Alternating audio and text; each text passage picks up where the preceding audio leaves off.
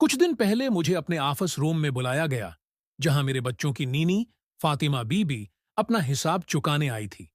मैंने उससे कहा, बैठो फातिमा, आओ हिसाब किताब कर लेते हैं। तुम्हें अक्सर पैसों की जरूरत होती है, लेकिन तुम इतनी शर्मीली हो कि खुद नहीं मांगाती। खैर, हमने माहाना 30 रुपए तय किए थे। फातिमा ने कहा, 40? मैंने कहा, नहीं, 30। मेरे पास रिकॉर्ड मौजूद है। मैं हमेशा नीनी को 30 रुपए ही देता हूं। इसने कहा, ठीक है। मैंने पूछा, हमने कितने महीने काम किया? फातिमा ने जवाब दिया, 2 महीने और 5 दिन।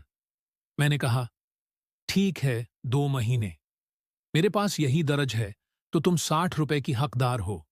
लेकिन हम इतवार के 9 दिन मन्हा करेंगे, क्योंकि तुमने उन दिनों में कोलिया को नहीं पढ़ाया, बस उसके साथ रही थीं। फिर 3 दिन की छुट्टी भी लें। फातिमा बीबी का चेहरा जर्द पड़ गया और उसकी अंगलियां कपड़ों में उलझने लगें, मगर उसने कोई शिकायत न की। मैंने मजीद कहा, हम 3 छुट्टियों के 12 रुपए कम करते हैं। कोलिया 4 दिन बीमार था, तो तुमने सिर्फ फारिया को पढ़ाया, उसके 7 रुपए और कम हुए। फिर 3 दिन तुम्हारे दानत में दर्द था, तो मेरी बीवी ने तुम्हें दोपहर के बाद पढ़ाने दिया, उसके भी 12 रुपए कम। तो कल अनीस कम कर के बाकी 41 रुपए बनते हैं, ठीक? फातिमा बीबी की आंखें आंसुओं से भर गईं।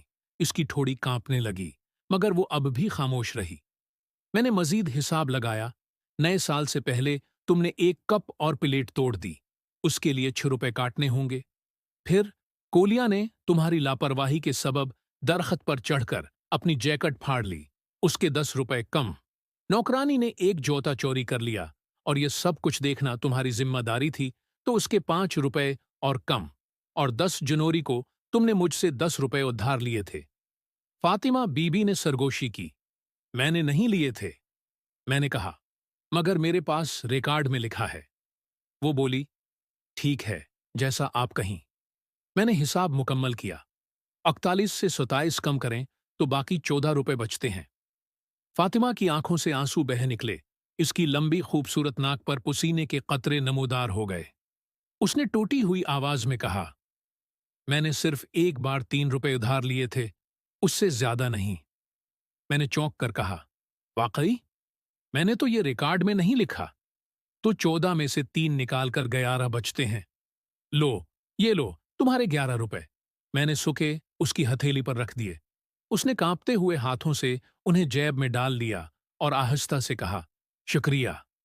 मुझे गुस्सा आ गया। मैंने पूछा, किस चीज का शुक्रिया? उसने जवाब दिया, पैसों का। मैंने कहा, लेकिन मैंने तो तुम्हें धोखा दिया, तुमसे लौट मार की, तुम्हारा हक मारा, और तुम फिर भी शुक्रिया अदा कर रही हो। उसने कहा, दूसरी जगहों पर तो कुछ भी नहीं मिलता। मैंने हैरत से कहा, क्या तुम्हें कुछ भी नहीं दिया जाता? कमाल है। मैं तो तुमसे मजाक कर रहा था, तुम्हें सबक सिखा रहा था। ये लो, तुम्हारे असल इसी रुपए, जो मैंने तुम्हारे लिए लिफाफे में रखे थे। मैंने रकम उसके हवाले की और मजीद कहा, लेकिन क्या तुम इतनी बेबस हो? तुमने एहतजाज क्यों नहीं किया? तुम खामोश क्यों रहे? क्या दुनिया में ऐसा मुमकिन है कि तुम अपना हक मांगने से भी कासिर हो? क्या तुम वाकई इतनी बेबस हो? फातिमा ने हल्की सी मुस्कुराहट के साथ कहा, हाँ, ऐसा मुमकिन है। मैंने उसे बगूर देखा, फिर सोचने लगा, कितना दर्दनाक है उस दुनिया में कमजोर होना।